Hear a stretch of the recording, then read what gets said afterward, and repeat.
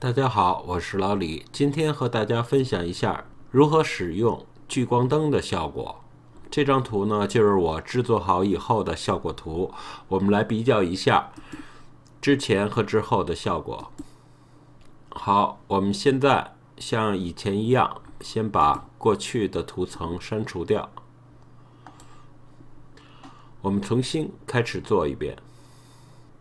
我们首先把打开的图片这个背景图层，我们按右键给它转化为智能对象，然后我们选择滤镜下面的渲染，在渲染中有一个光照效果，我们点击它。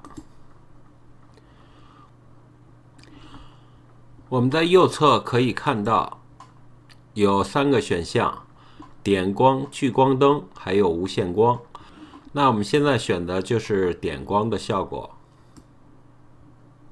如果我们现在需要再增加一个点光区域，我们可以点击光照中的添加新的点光，这时就等于又增加了一个光的位置。同样，我们可以通过右侧的面板对它进行相应的调整。如果点光2我们用不着的话，我们可以点中它右键，点删除对象，这样就还原到了原来的效果。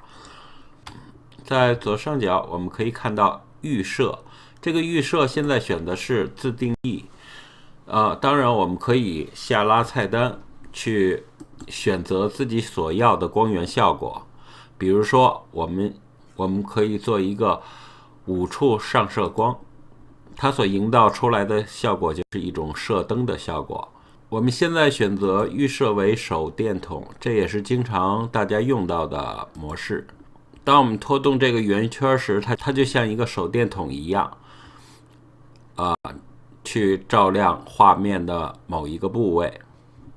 而这个光的强度，我们可以通过滑动里边的这个滑轮去增加它的强度，或者减弱它的强度。当然，我们也可以调整右侧面板中的着色，调整曝光度，以便增大或缩小曝光度的范围。当我们调整好之后，我们就可以按确定，这样效果就完成了。我们来比较一下。